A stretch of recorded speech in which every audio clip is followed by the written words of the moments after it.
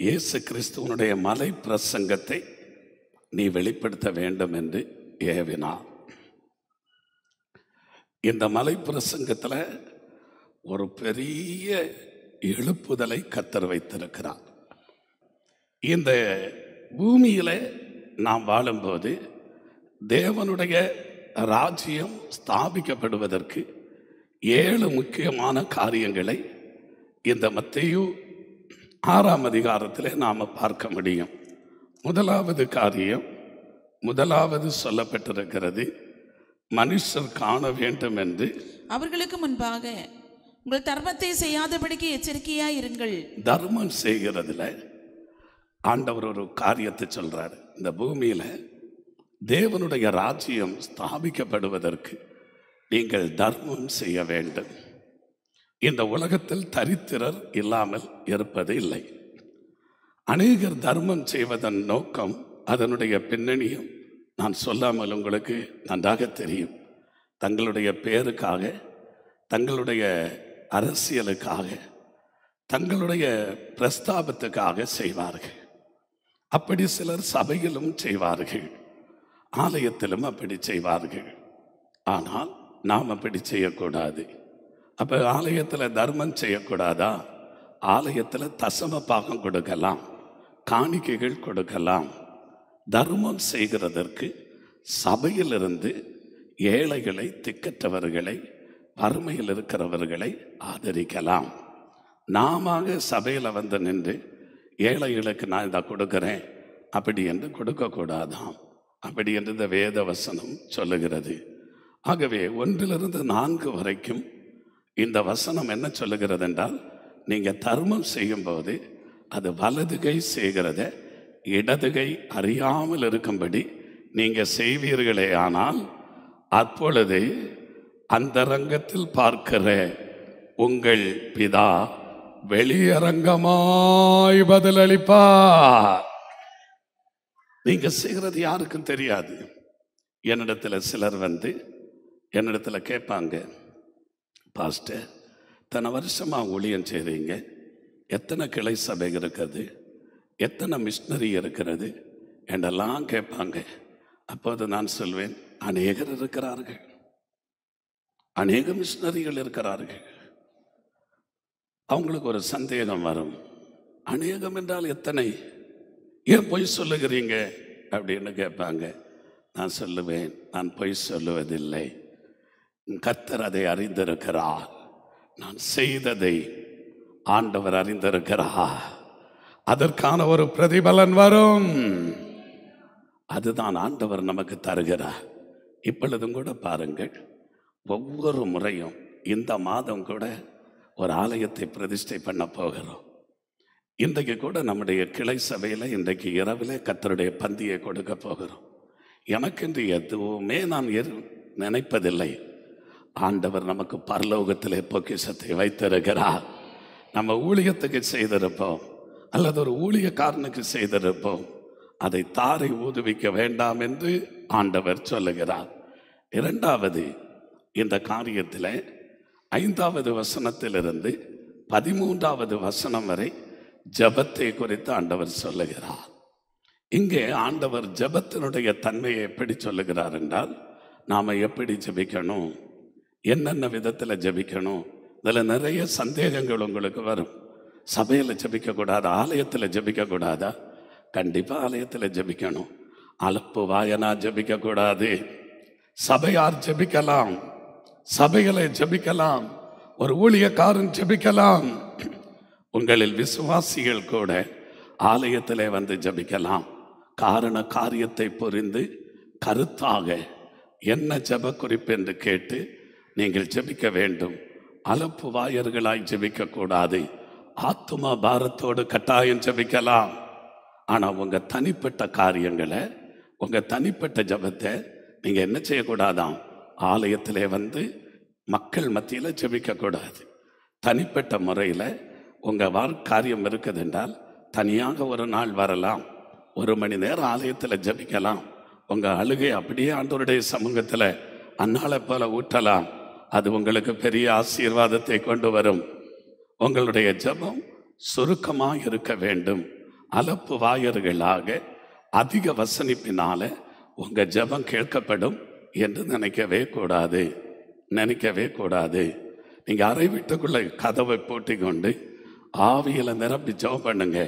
அதுவும் உங்களுக்கு பெரிய ஆசீர்வாதமாக இருக்கும். ஆண்டவருடைய பிள்ளைகளே, ஆகவே உங்களுடைய ஜெபம் சுருக்கமாக இருக்க வேண்டும். ஆண்டவருடைய ஆலயத்தில் நீங்கள் ஜெபிக்கும் போது ஆண்டவர் சொல்லுகிறார், கர்த்தருடைய ஜெபம், பரமண்டலங்களில் இருக்கிற எங்கள் பிதாவே, உம்முடைய நாமம் பரிசுத்தப்படுவதாக, உம்முடைய ராஜ்யம் வருவதாக, உம்முடைய சித்தம் பரமண்டலத்திலே செய்யப்படுவது போல பூமியிலேயும் செய்யப்படுவதாக. எங்களுக்கு வேண்டிய ஆகாரத்தை இன்று எங்களுக்கு தாரும். எங்கள் கடனாளிகளுக்கு நாங்கள் மன்னிக்கிறது போல எங்கள் பாவ கடன்களை எங்களுக்கு மன்னியும். எங்களை சோதனைக்கு பிரவேசிக்க பண்ணாமல் தீமை நின்று எங்களை ரட்சித்துக் கொள்ளும். ராஜ்யமும் வல்லமையும் மகிமையும் என்றென்றைக்கு உம்முடையவைகளே. இப்படி நாம் செபிக்க வேண்டும் என்று ஆண்டவர் விரும்புகிறார். மூன்றாவது, இங்கு மலை பிரசங்கத்தில் கர்த்தர் செய்கிற ஒரு காரியம் மன்னிப்பு. 14ஆம் வசனத்திலிருந்து 15ஆம் வசனம் வரை இருக்கிற 2 வசனங்களிலே கர்த்தர் சொல்லுகிறார், நாம் மற்றவர்களுக்கு மன்னியாதிருந்தால் கர்த்தர் நம்மை மன்னிக்கவே மாட்டார். அநேகருடைய வாழ்க்கையில மன்னிக்கிறதற்கு மனம் இல்லாமல் இருக்கிறதற்கு காரணம் ஒரே ஒரு காரணம்தான், அவர்களுக்குள்ளே அன்பில்லாய்மை. இன்னொரு காரியம் கூட அதற்கு காரணமாக இருக்கும். என்ன தெரியுமா? இவர்கள் மன்னிப்புக்காக செயல்பட்டு விட்டால் கர்த்தரும் இவர்களுக்கு மன்னிப்பார் என்று சாத்தானுக்கு தெரியும். ஆகவே சாத்தான் அந்த மனிதனை ஒருபோதும் மற்றவர்களை மன்னிக்க அனுமதிக்கவே மாட்டான். நீங்கள் அப்படி இருக்கக்கூடாது. நீங்கள் மன்னிக்கும் போது பரமபிதா உங்களுக்கு மன்னிப்பார். 4வது சொல்லப்பட்டிருப்பது உபவாசம். உபவாசம் 16வது வசனத்திலிருந்து 18வது வசனம் வரைக்கும் நீங்க வாசித்து பார்க்கும்போது நம்முடைய உபவாசம் முகவாடலா இருக்கக்கூடாதாம். மனிதர் காண வேண்டும் என்று உபவாசம் பண்ணக்கூடாது. ஆமென். ஆண்டவருக்கு உகந்த உபவாசம். ஆண்டவரே, நான் உபவாசிக்கிறது உம்மோடு வாசம் பண்ணுகிறேன். யார் உபவாசிக்க வேண்டுமா? விசுவாசி. விசுவாசிகள் உபவாசிக்கும் போது ஆண்டவரோடு வாசம் பண்ணுகிறோம். உபவாசம் மனிதனோடு வாசம் பண்ணுகிறதல்ல, தேவனோடு வாசம் பண்ணுவது. நாம உணவருந்தி கொண்டு உபவாசம் பண்ணக்கூடாது. உணவை வெறுத்து ஆண்டவருடைய வசனத்தை புசித்து அவரோடு உறவாடுவது தான் உபவாசம். அந்த உபவாசம் ஆண்டவர் அங்கீகரிப்பார். உபவாசத்தால் சாதிக்க முடியாதது எதுவுமே இல்லை. எப்பேற்பட்ட பிசாசானால் உபவாசத்திலே தரிப்புண்டு போகும். ஆகவே நீங்க இதை திரும்ப திரும்ப வீட்டில் போய் படித்து ஆண்டவரே, இதன் அடிப்படையில் நான் செயல்படணும். நிச்சயமாக நான் சொல்லுகிறேன், இந்த 3 அதிகாரங்களையும் நீங்க முடிந்தால் முழங்காலில் நின்று வாசித்து பாருங்கள். வாசித்து தியானியுங்கள். இந்த நாளிலே தானே உங்களுடைய வாழ்க்கையில் ஒரு பெரிய மாற்றத்தை கர்த்தர் கட்டளையிடுவார். 5வதாக ஆண்டவர் சொல்லுகிறார், நமக்கு பரலோகத்திலே பொக்கிஷம் சேர்த்து வைக்க வேண்டும் என்பதாக. 19வது வசனத்திலிருந்து 21வது வசனம் வரைக்கும் பரலோகத்திலே பொக்கிஷத்தை சேர்த்து வைக்கிறதை குறித்து ஆண்டவர் சொல்லுகிறார். அப்படி என்றால் இந்த பூலோகத்திலே நமக்கு ஒன்றும் சேர்க்கக்கூடாதா? அப்படி என்று ஆண்டவர் சொல்லவில்லை. உங்களுக்கு ஆண்டவர் தருகிற ஆசீர்வாதத்தை கொண்டு நீங்க இந்த பூலோகத்தில் கர்த்தர் உங்களை ஆசீர்வதிக்க ஆண்டவர் உங்களுக்கு இடங்களை வாங்குவதற்கு, வீடு கட்டுவதற்கு, வாகனம் வாங்குவதற்கு, தொழில் செய்வதற்கு ஆண்டவர் நிச்சயம் உங்களை ஆசீர்வதிப்பார். நீங்கள் ஆசீர்வாதமாக இருப்பது தான் ஆண்டவருக்கு பிரியம். ஆனால் உங்களுடைய நேரத்தில் நீங்கள் பரலோகத்தில் பொக்கிஷம் சேர்த்து கொண்டு இருக்க வேண்டும். நிலையான வீடு உங்களுக்கு பரலோகத்தில் கட்டுவதற்காக நிச்சயமாக நீங்கள் சேர்த்து வைக்க வேண்டும். உலகத்தில் மட்டும் நீங்கள் பொக்கிஷத்தை சேர்த்து வைத்தால் நிச்சயமாய் ஒரு நாள் இந்த ஆஸ்திகள் அழிந்து போகும். இங்கே காணப்படுகிறவைகள் எல்லாம் அழியும். இப்போ நீங்கள் ஒரு கேள்வி கேட்பீங்க, அப்படியானால் இந்த ஆலயம் அழியுமே? நிச்சயமாய் நான் உங்களுக்கு சொல்லுகிறேன், ஆவியில் நிரம்பி சொல்லுகிறேன், பரலோகத்தில் இந்த ஆலயம் கட்டப்பட்டிருக்கும். பூலோகத்தில் கர்த்தருக்காக நாம கட்டுவது பரலோகத்தில் கட்டப்பட்டிருக்கும். ஆமென். பரம எருசலேம் பரலோகத்தை விட்டு இறங்கி வரும். ஆவிக்குரிய சபையும் அப்படியே இருக்கும். ஆகவே ஆண்டவருடைய நாம மகிமைக்காக ஆயுசுக்குள்ள நீங்க சொல்லுங்க, ஆண்டவரே, என் குடும்ப சார்பாக ஆலயம் இல்லாத ஒரு இடத்துல ஜனங்கள் ஆராதிப்பதற்கு எந்த இடமும் இல்லை என்று சொல்லி ஏங்கி கொண்டிருக்கிற இடத்துல ஒரு ஆலயத்தை கட்டி கொடுக்கிறதற்கு எனக்கு நீர் கிருபை தாரும் என்று மனதார ஜெபம் பண்ணுங்க. நிச்சயமா கர்த்தர் அதற்கான வாசலை திறப்பார். உங்களுக்கு பரலோகத்திலே பொக்கிஷம் மிகுதியாயிருக்கும். அங்கே யாரும் திருட முடியாது. நீங்க நினைக்கிறீங்க, நாம கொடுத்த காணிக்க என்னாச்சுது? காணிக்க பெட்டியில போட்டேன், கவர்ல கொடுத்தேன், அலுவலகத்தில் கொடுத்தேன், பாஸ்டருடைய கரத்தில் கொடுத்தேன். கொடுக்கும்போது நீங்க நினைத்து கொடுக்கணும், எதை செய்தாலும் மனிதனுக்கென்று செய்யாமல் கர்த்தருக்கென்று நீங்கள் செய்தது உண்மையானால் நிச்சயமாக பரலோகத்திலே அதனுடைய பிரதிபலனை நீங்க பெற்றுக்கொள்வது நிச்சயம். அடுத்து ஆண்டவர் இந்த அதிகாரத்திலே சொல்லுகிறார், நம்முடைய கண் தான் மிகவும் முக்கியமானது. நான் வருஷத்துக்கு ஒரு முறை கண் பார்வையற்றவர்களுக்கான விசேஷித்த நிகழ்ச்சியில போய் பிரசங்கம் பண்ணுவேன். வருடத்துக்கு ஒரு முறை ஜனவரி 26 பார்வையற்றவர்களை சென்னையிலிருந்தும் மற்றும் பல்வேறு பகுதியிலிருந்தும் நம்முடைய சபையில அழைத்து அவர்களுக்கான ஒரு விசேஷித்த நாளாக அதை ஆசரித்து வருகிறேன். ஆண்டவருக்கு ஸ்தோத்திரம். நான் சொல்ல முடியும், அந்த பார்வையற்றோருக்காக நம்ம என்ன செய்கிறோமோ அதற்கு பரலோகம் நமக்கு திறந்த ஆசீர்வாதத்தை தரும். ஹல்லேலூயா, ஹல்லேலூயா. நான் அப்போது பேசுவேன், நீ பார்வையற்றவனாக இருந்தால் பாவம் இருக்காதா? ஹல்லேலூயா, ஹல்லேலூயா. அப்ப பாவத்துக்கு காரணம் 85% பாவத்துக்கு காரணம் கண். நம்முடைய கண்கள் இச்சைக்குரியதாக இருக்குமானால் அது ஒரு நாள் நம்மை வேதனைக்கு நேராக தள்ளும். 2 கண்ணுடையவனாக நரகத்திலே போகிறதை பார்க்கிலும் ஒற்றை கண்ணுடையவனாய் பரலோகத்துக்கு போகலாம். 2 கையோடு பாதாளத்தில் போகிறதை பார்க்கிலும் ஒரு கையோடு பரலோகத்தில் போகலாம். அதனுடைய அர்த்தம் என்ன? நான் ஜெபிக்கும் போது ஆண்டவர் சொன்னார், ஆண்டவருடைய சித்தம் செய்யாதபடிக்கு நம்மை கண் போல செயல்படுகிறவர்கள் இருந்தாலும் அதை பிடுங்கி விட்டுறணுமா? கண் எவ்வளவு முக்கியமானது. ஆனால் நமக்கு கர்த்தருடைய சித்தம் செய்ய விடாம அவர்கள் இடையூறாக இருக்கிறார்கள். ஆனால் கண்ணானாலும் சிலர் சொல்லுவாங்க, அவங்க தான் என்னுடைய வலதுகரம், அவங்க ரைட் ஹேண்ட், என் வலதுகரமே அவங்க தான். ஆனால் அவங்க நாம் பரலோகம் போகிறதுக்கு இடையூறா, தேவ சித்தம் நாம் செய்ய விடாம நமக்கு இடையூறா இருந்தால் அதை தரித்து போட வேண்டுமா? ஹல்லேலூயா சொல்லுங்க, சத்தமா சொல்லுங்க. உங்களுடைய கண் தெளிவாக இருந்தால் நீங்க தெளிவாக இருப்பீங்க.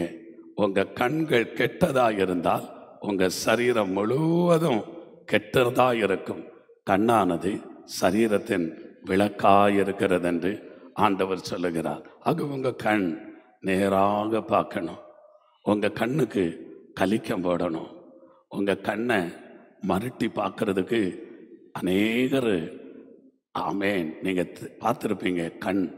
கண்ணுனால பேசிடுவாங்க, கண்ணுனால மறுட்டி பார்ப்பாங்க, கண்மை போட்டுக்கொண்டு கண்ணா பின்னான்னு நடப்பாங்க.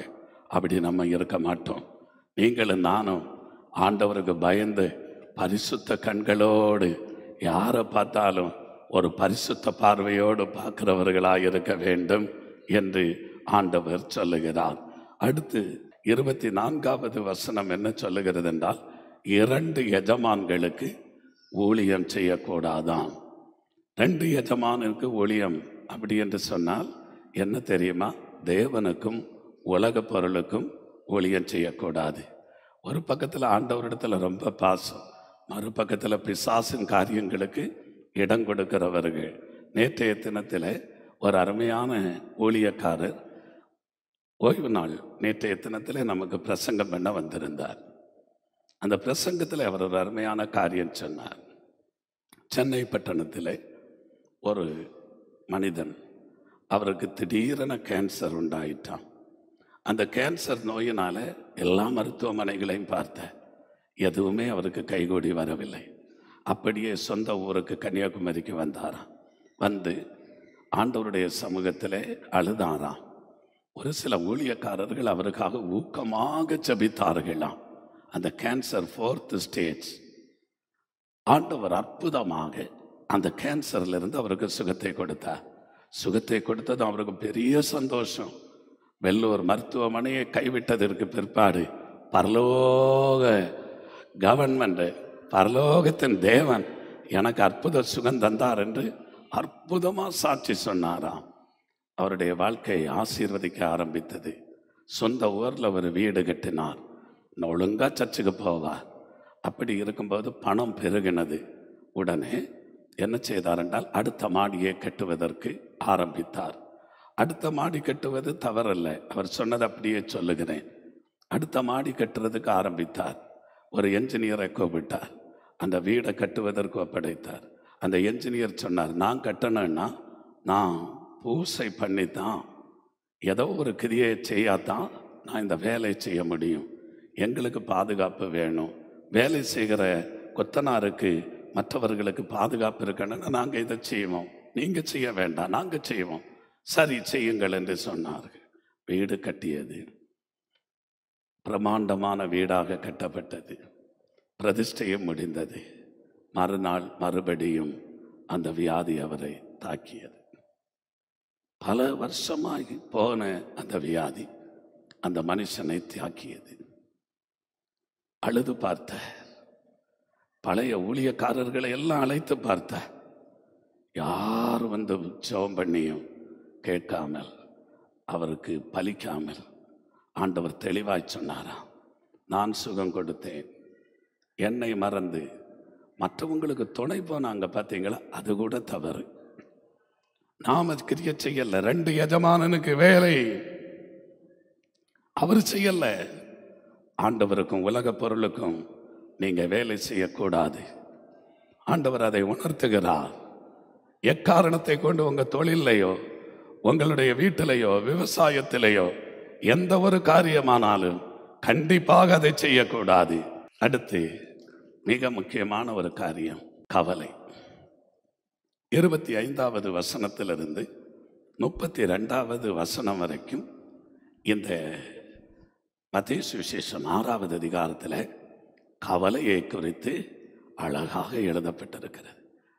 இந்த உலகத்தில் கவலை இல்லாத மனிதனே இல்லை. நீங்க கவலைப்படக்கூடாது என்று வேதம் சொல்லும். ஆனால் நான் கவலைப்படுவேன். இத்தனை பெரிதான ரட்சிப்பை குறித்து கவலையற்றிருந்தால் தண்டனைக்கு எப்படி தப்புவீர்கள்?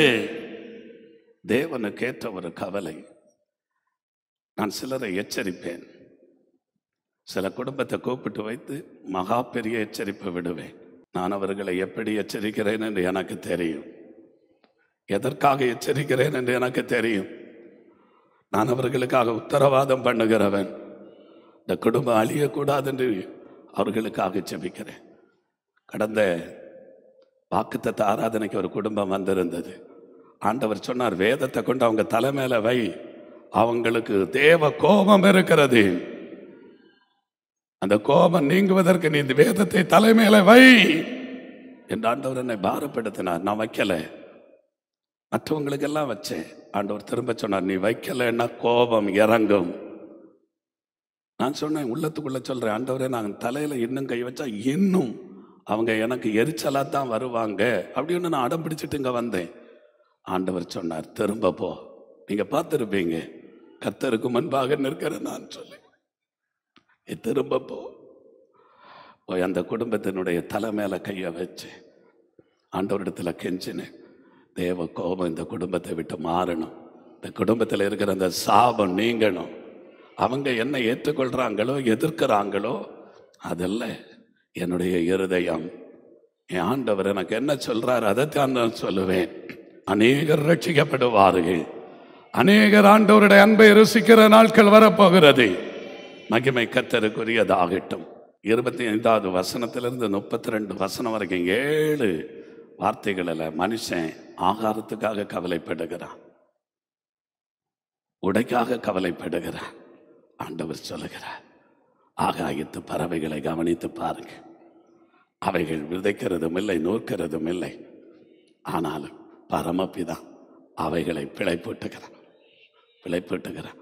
மனுஷன் அப்பத்தினாலே மாத்திரமல்ல, தேவனுடைய வாயிலிருந்து புறப்படும் ஒவ்வொரு வார்த்தையினாலும் பிழைப்பான். ஆகவேதான் அந்த 33வது வசனம் இப்படி சொல்லுகிறது. இதெல்லாம் இந்த 7 காரியமும் நமக்கு இப்படி இருக்கும்போது நீங்க முதலாவது தேட வேண்டியது தேவனுடைய ராஜ்யம். ஆமேன்னு சொல்லுங்க. அந்த ராஜ்யம் இந்த பூமியில வரணும். ஆமேன்.